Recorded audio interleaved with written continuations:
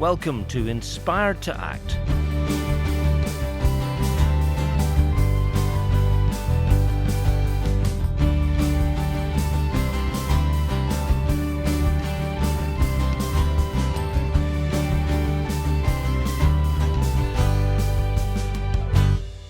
I'm Will Leitch. And I'm Diane Holt. Inspired to Act is a podcast from Thrive Ireland and is brought to you with support from the Northern Ireland Community Relations Council. We're coming to you from the Commission Broadcast Centre in Dundonald near Belfast, Northern Ireland. In this episode, just who are Thrive Ireland?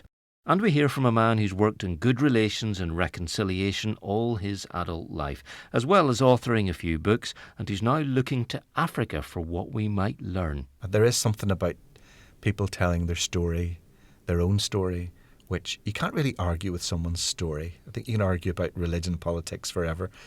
But if someone is telling their story authentically, you can't really argue with that. And I think we're wired as human beings to listen to stories as well. And I think if people just are able to simply tell their story and others are prepared to listen to that, I think that can make a big difference. Diane, Thrive Ireland, you're its director. Tell us, what are you? Who are you? Well, that's a bit of a long story, Will, and I mean, we've only got a wee tiny amount of time here. But basically, for those of you who may have known me before, I was Diane Petherick, and I was more known as an actor and a singer, but God had a different journey for me, and I've ended up working, first of all, in community and Newton Ards in a programme called the Link Family and Community Centre. And then from that, really began to work with Tear Fund, first of all locally in church community transformation, and then laterally much more globally in Africa, now in the Middle East and in East and Southeast Asia. So no one's more surprised than me, to be quite honest, that I've been on this journey, but it has been pretty amazing. And really, I feel called to Thrive, to bring learning, I suppose, back to the churches from all those contexts. And Thrive Ireland is about equipping and inspiring churches in Ireland to bring holistic transformation to the lives of those in their local community.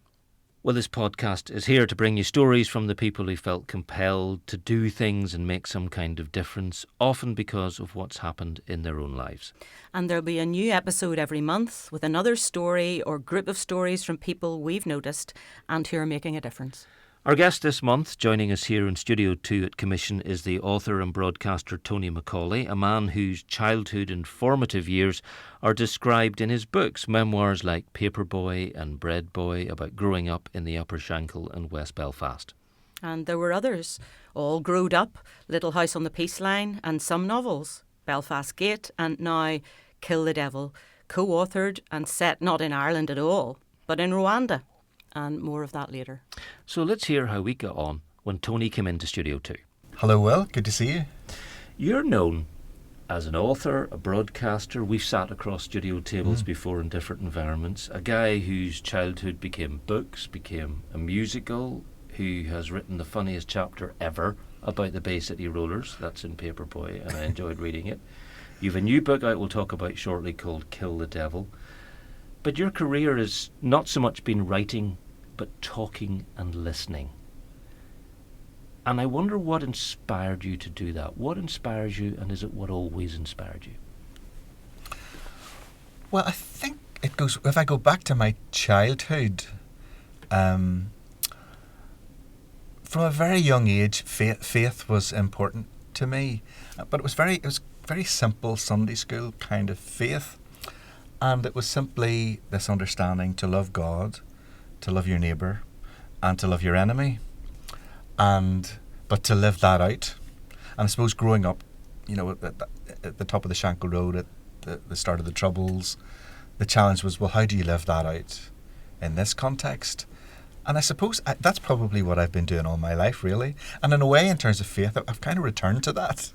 Love God, love your neighbour, love your enemy. And I suppose to this day, I'm still trying to live that out. And maybe as I've got older, hopefully inspire others, to live that out in terms of acts of love and acts of peace, and to work that out for themselves, what that looks like in their own context, in today's world. But looking for a career as a young man in the 80s, as it would have been, to say in Troubles hit Northern Ireland. I'm going to talk about how people get on with each other. I'm going to think about good relations and reconciliation. No small deal to choose that. One of the hardest things you could possibly have chosen. Yes, I mean, it might have been a little idealistic and a little naive, but I actually believed this is what we need to do. I still believe this. It's still the same belief that drives me today, that, you know, as I was growing up, you know, these walls were being erected, you know, between the different neighbourhoods in Belfast. But I was curious about the people on the other side of the wall, and I assumed that because not everyone on my side of the wall is bad, presumably not everyone on that side of the wall is bad either, and I would love to talk to them, and actually I would like to listen to them and understand them better, so that it's not this kind of other side, this enemy that you don't even see because we're so segregated by a wall. But actually you get to see a human being and you try to understand what they believe, what you have in common, what you don't have in common, try to understand why we're so different in some ways as well. So I suppose I had a curiosity about that. And there was something in my curiosity that I almost dismissed the reaction of adults around me who were saying, no, don't do that. We don't do that. You don't go there. You don't go over there. You can't trust them. I just instinctively didn't accept that from the adults around me. I suppose it kind of, in Paperboy, I kind of humorously, gently referred to that dynamic. But that's what I've been doing ever since, really. Do you not think, Diane, he makes normal what a lot of people would think is unusual and abnormal? I don't think a lot of people would say, oh, not everybody around my way is bad, so not everybody over there with Emmons is bad, because I think a lot of people instinctively think exactly that. Yeah, and I think you're brought up and you become part of the culture that you're brought up with, and you don't question. And I suppose my thoughts are around, well, what means that some people do question, and what means that some people just accept what they're brought up and they're taught. And it's not even taught, but you just imbibe it, you know, from the surrounding culture that you're a part of. And because it's quite separate in Northern Ireland, that then makes it even more difficult. So you're going to separate schools, and I think probably I didn't have Catholic friends until my mid-teens, and that was because of drama, speech and drama stuff. So yeah, it is unusual. What are most people looking for when you, maybe that's something you ask them, but what do you find most people are looking for when they go into a process or an engagement of some kind that you may be facilitating, helping, assisting with, whatever? What are they after? Because I suspect sometimes it might not be what you think they probably need to find. I think often people come in and they want to be heard. They've maybe told their story before, but they haven't felt heard, and often they repeat their story. Sometimes they have repeated their story for decades, and when people repeat their story, it's because somehow they don't feel they've been heard. On the other hand, sometimes there's a psychological need, almost they're invested in the story. They want to keep telling the story, but a big part of it is not being heard. So I think people often come into a dialogue wanting to make sure that person across the room actually knows what they did to me, or what their community did to me, or what I've been through, and what my experience is. Their assumption is that they don't have a clue, really, or they don't accept, or they don't care. I think that's how people often come in, and you can imagine when you come in feeling like that, you're obviously stressed and anxious and possibly angry and emotional when you're coming in to have a conversation with someone like that.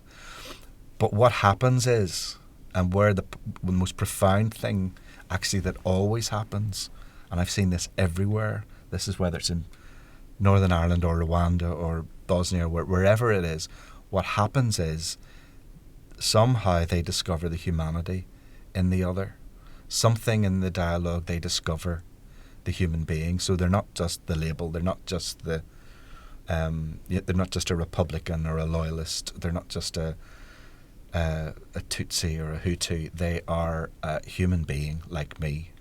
And I recognise their humanity. And often they recognise the humanity when they see their vulnerability.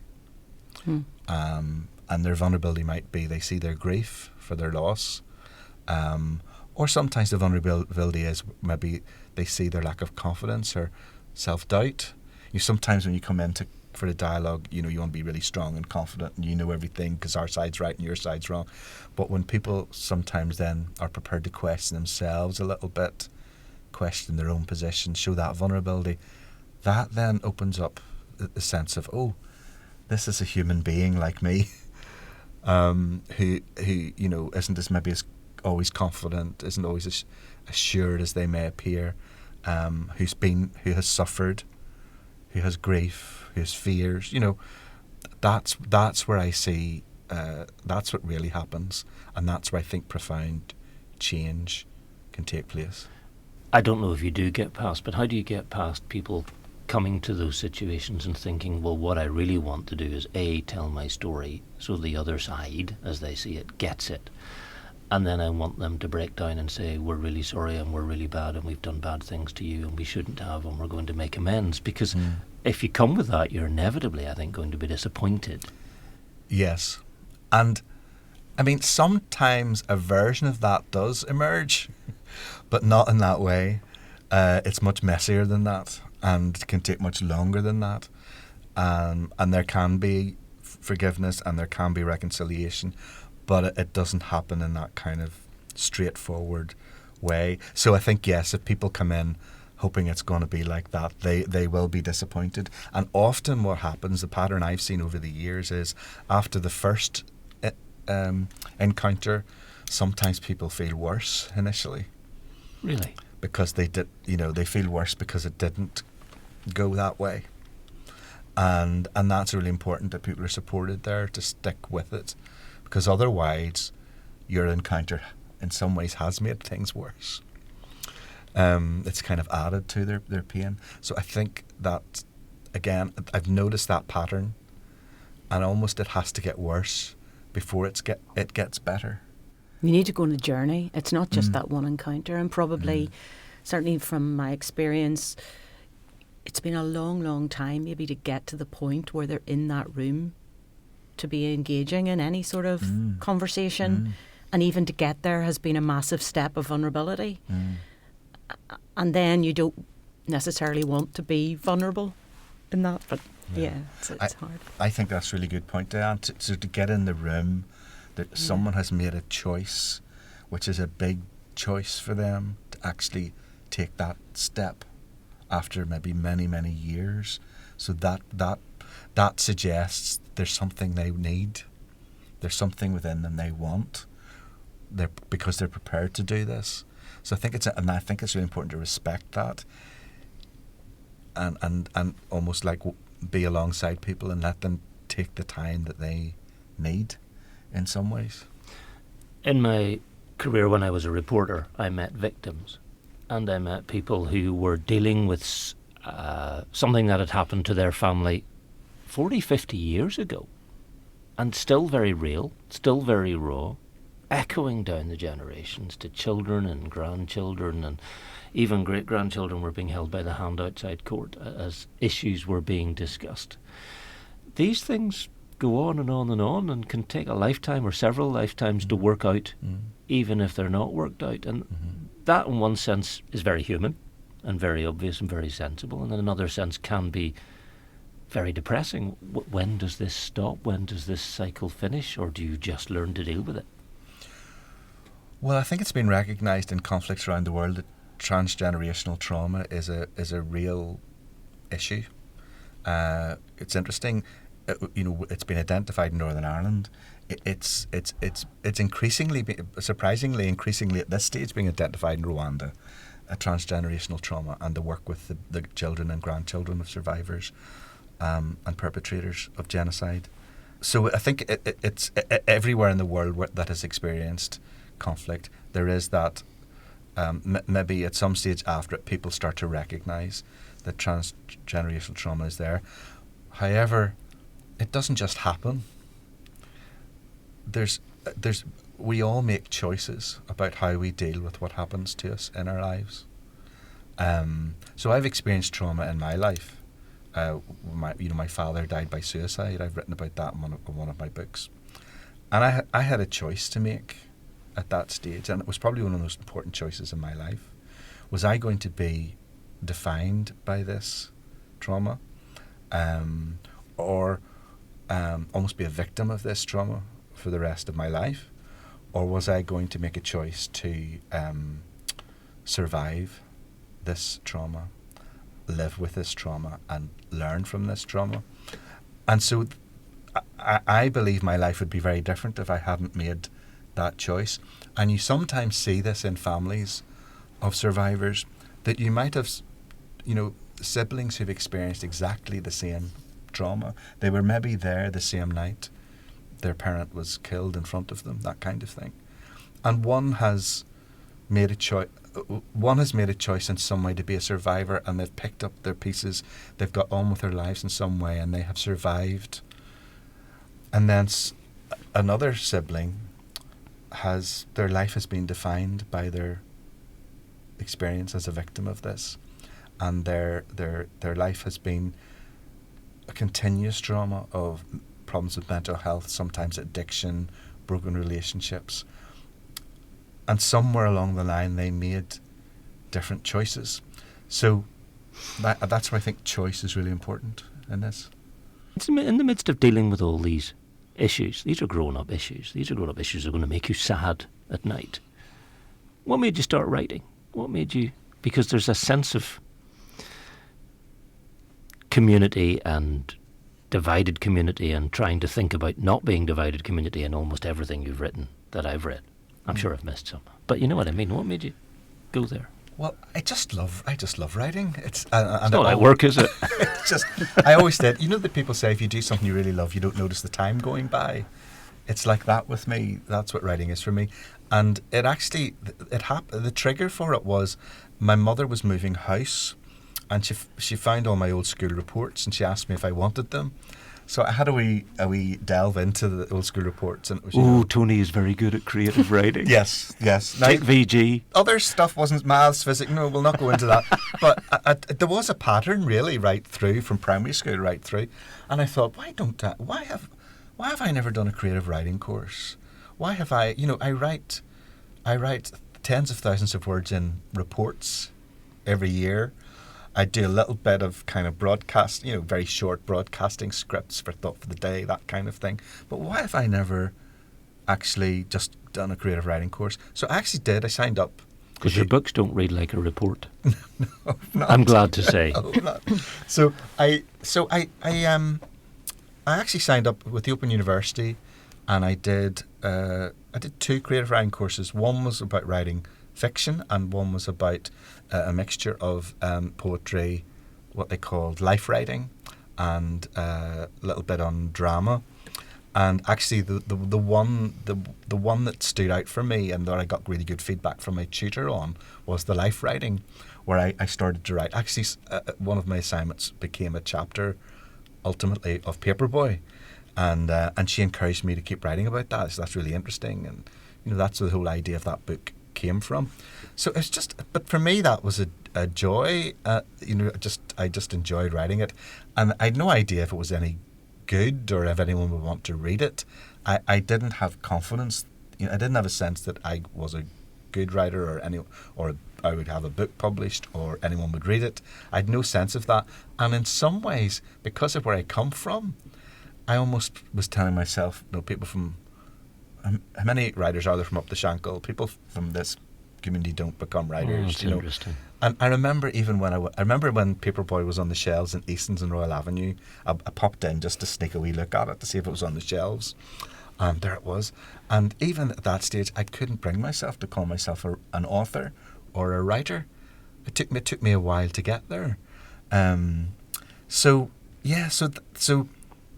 it's just been, it's, for me, writing is a joy, and I mean, at times it's really hard work when you're getting to grips with the book, especially the early part of structuring and planning a book.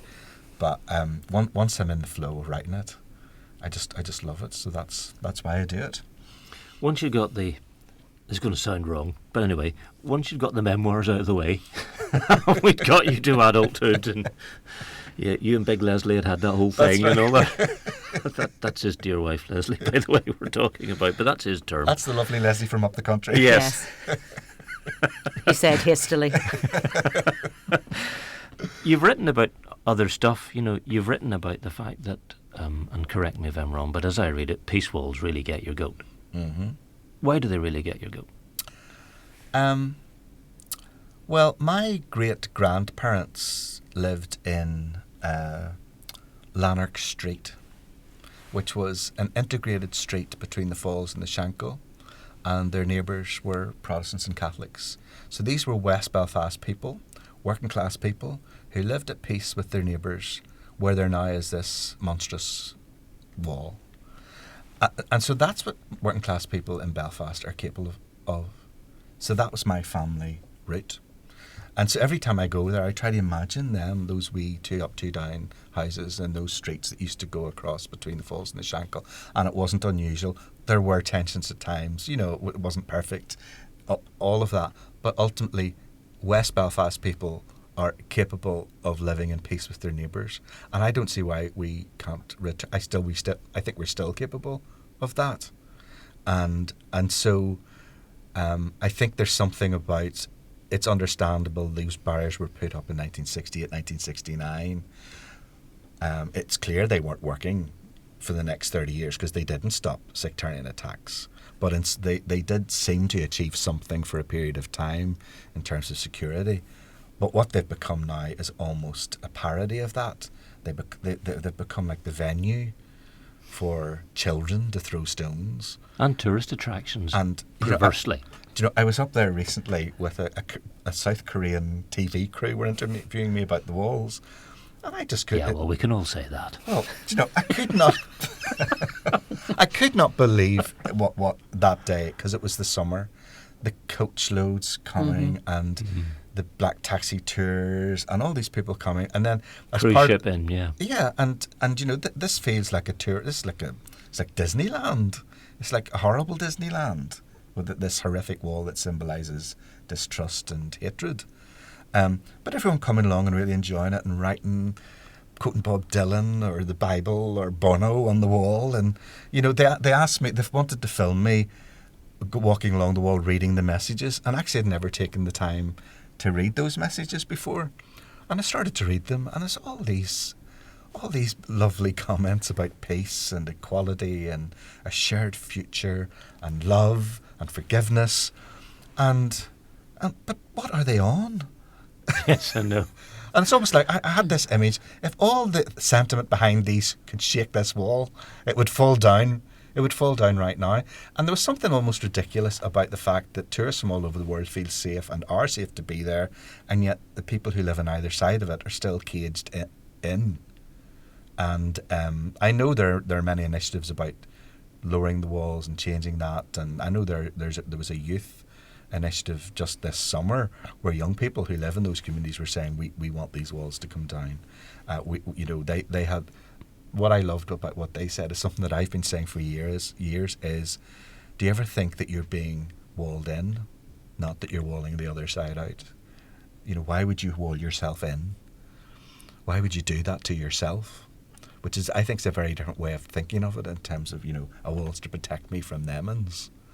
I have this vision and dream that they will come down in my lifetime, but I still believe if they came down overnight, all of us would survive. I think there would be anger that they were taken down overnight without consultation. But I don't think there would be serious unrest. I honestly don't think anyone would lose their lives.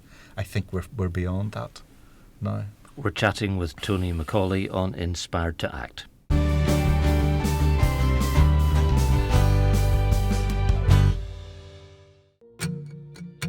This is Kerry Gregg with news of another podcast, also made here at Commission, called The Commission Files.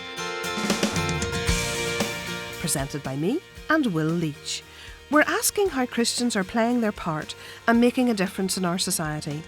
And that means lots of stories and characters in the coming episodes. Have a listen to the Commission Files, available at the same place you found this podcast.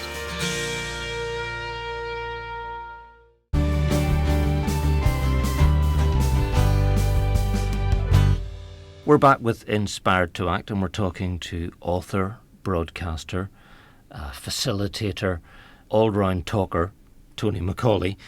As we sit here, it is not terribly long since a thing happened politically that will upset a lot of people who are hurting here, which is the government's legacy bill was passed in Parliament. Now, one of the few things that all the political parties here were against, every victims group that's well respected and understood was against. Many people have spoken out about it, and yet it has happened. I don't think this is the place to debate the rights and wrongs of it in any great depth, but surely many, many people are scratching their heads, shaking their heads and hurting now. Yes, almost everybody. And I think, because having spent time in Rwanda, where they have had a successful reconciliation process, I see where we haven't, where we've gone wrong. And this is another example of where we've gone wrong. So if you look at Rwanda, they had a truth-telling process which was acceptable to the whole community, which they invested in and they worked through, and it was painful for them, but they did it. So we have yet, after 25 years, to have a truth-telling process. They have a day of remembering. They have 100 days of remembering. We don't even have we haven't even agreed one day where we just remember everyone who lost their lives. That's not a politically contentious thing to do. Simply to light candles and to remember the people who lost their lives, and part of that remembering, as they do in Rwanda, to say never again.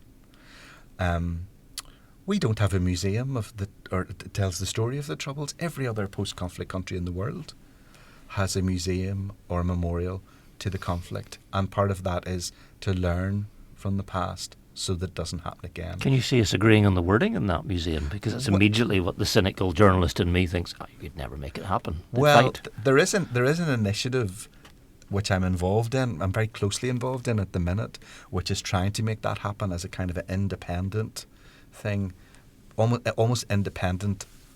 It has to be independent for it to be neutral or reflective of so many different experiences. Perception of who wrote it and which side they were on, etc., yes. etc. But the people who are involved in that are fully committed to that vision of it. So I believe that it can happen. It's not going to be.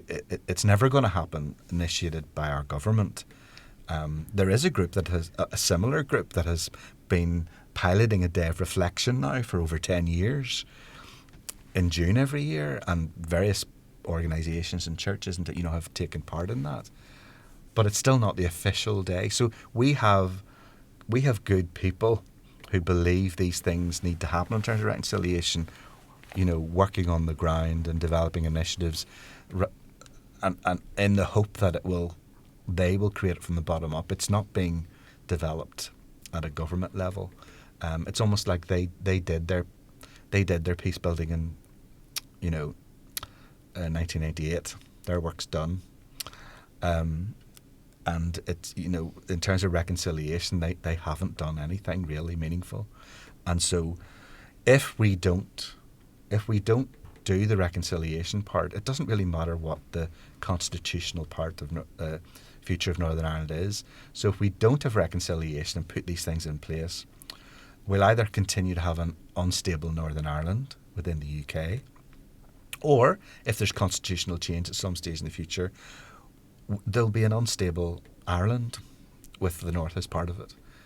So to me, it makes sense, whatever your political persuasion is, to work and get this reconciliation part right, because whatever your aspiration is politically, it's not going to be stable without reconciliation.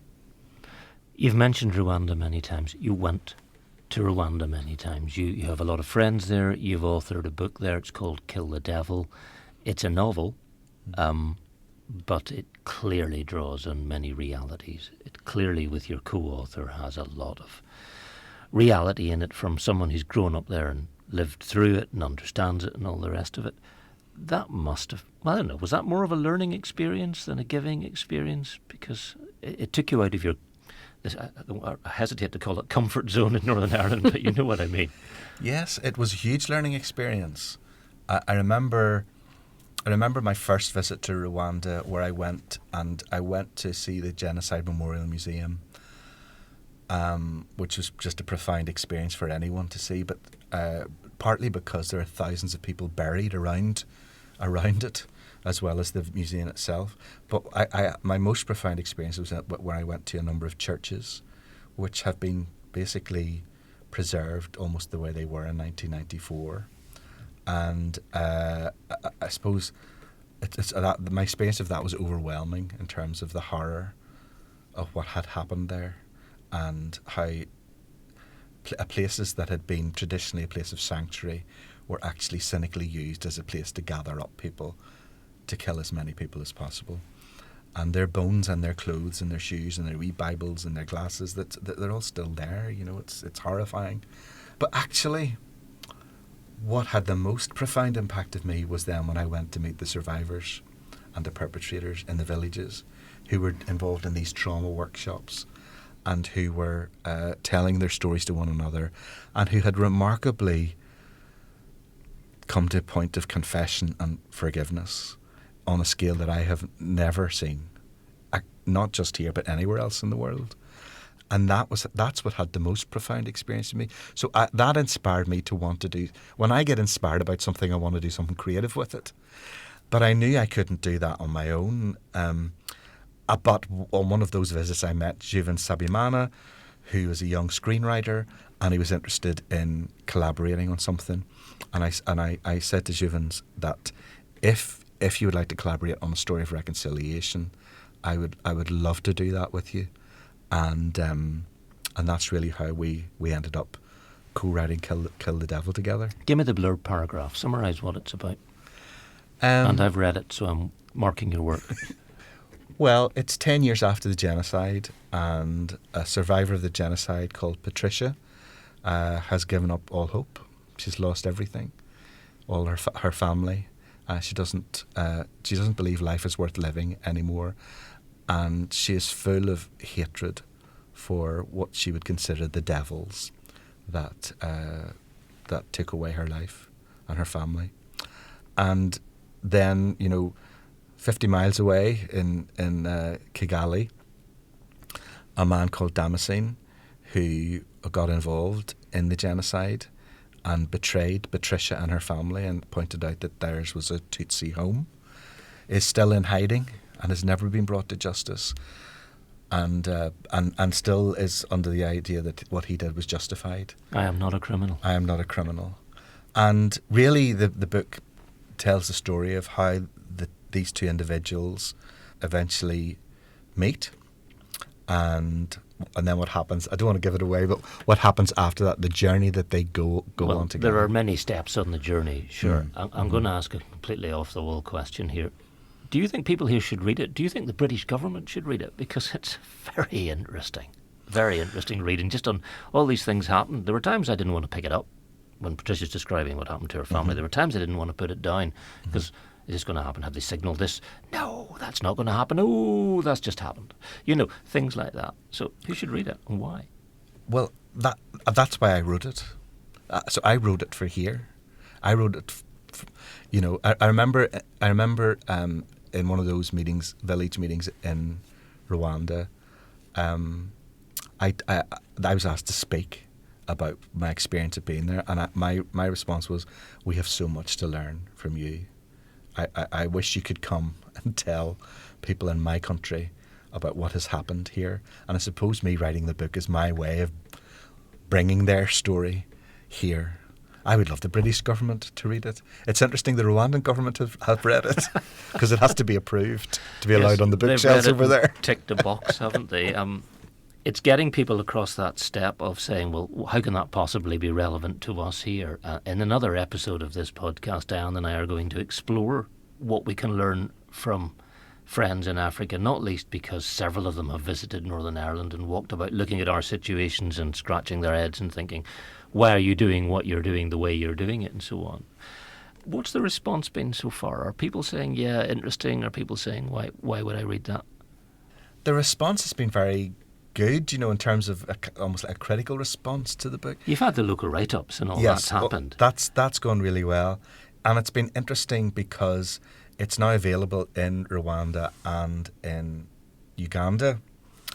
And there's which are next door to each other. And there's a whole different system there of bookstores and reading culture and all the rest in English. It's all very different. But it's interesting how much interest there is there and interest about translating it into the local languages over there as well. I've noticed a pattern when people tell me they've read the book. They say, they often say they felt inspired by it, but they also said that they find it, compared to my other books, a hard read in places at the beginning. It's not coming down my laughs, no. No, it's not a comic memoir. There's no epic Bay City Rollers. There's a wee bit of Michael Jackson in it. There's quite a lot, to be of fair, Michael Jackson. But that's different. And I think that's interesting. And people said to me, I had to set it down for a while, and then I came back to it. And they said I was glad then when I did come back to it, because of where it took me in the end. Everyone who's fed back to me and talked to me about it from Northern Ireland has made the connection. They've said, why aren't we doing that? Why is this not happening here? There's a lot for us to learn from this. Every single person has said that to me. And it's not, I don't say that anywhere, obviously, in the book. The only mention of Ireland is a bar that has Irish whiskey. But that's what I've found too, because obviously we since I had been out in Rwanda a few times, and because of the learning that I saw there, we produced a Bible study resource called Lessons from Rwanda. Now, it's very clearly about the Rwandan context, and we don't blatantly do any linking to here. People automatically get it straight away, and I wonder, is it easier to hear something from another culture and then for you to go, oh yes, because it's sometimes I feel now in Northern Ireland people aren't listening to anybody from here anymore. Mm-hmm. Especially people who have got that peace building type label. Mm-hmm. Oh, we've been there, we've done that, we've got the T-shirt. Mm-hmm. Whereas actually, nearly 1 million people killed in 100 days, and they've come that far, and they've so much to teach us, is something that I think we can't not learn from. It takes us into the area where I wanted to finish this conversation, which is a bit of a difficult and a bit of a grown-up one, but there are many people who have done many remarkable things in Rwanda, and your book echoes a lot of the true stories, so you can see people going, well, put it this way, when I read it every so often I thought, well, they're not really dealing with the reality of how you would get through that, because that's messy, and people will just say, oh, there's somebody saying it. For example, like a prisoner writes to the governor of his prison, I am very sorry for what I have done. I have realised how many people I hurt in the genocide and so on. And you think, well, they would just say that to get out, wouldn't they? If they thought it would get them remission or probation or whatever, which is exactly what everybody in their home village initially says. Mm-hmm. So there are realities in it, and you used the word messy earlier. This whole business is messy and difficult and takes time and goes through stages, and isn't you have one moment and suddenly you think completely differently about how things happen. What is the impetus that makes people say something different than the government should do something about this, a body should do something about this, a charity should do something about this, something should be set up to deal with this, rather than I can make a difference by doing X, Y, Z? What inspires individual people to take steps, to act in certain ways that they would never have thought of doing until they've gone through a process of some kind? I think it goes back to that issue I talked about earlier of choice. I think we all have a choice to make every day. And I think ordinary people in those villages in Rwanda, many of them made a choice. I have 20 years left in my life. Do I want to live in peace with the people in this village? Or am I going to spend the rest of my life eaten up by hatred and fearing them and wanting to avoid them? I just got a sense of people just choosing peace. Now, not everyone in Rwanda has chosen that. Some have chosen, they're still in, some genocide perpetrators are still in jail because they've chosen that they believe what they did was right, and that's their choice. Others are still fighting in Congo. They've chosen that, other people made different choices.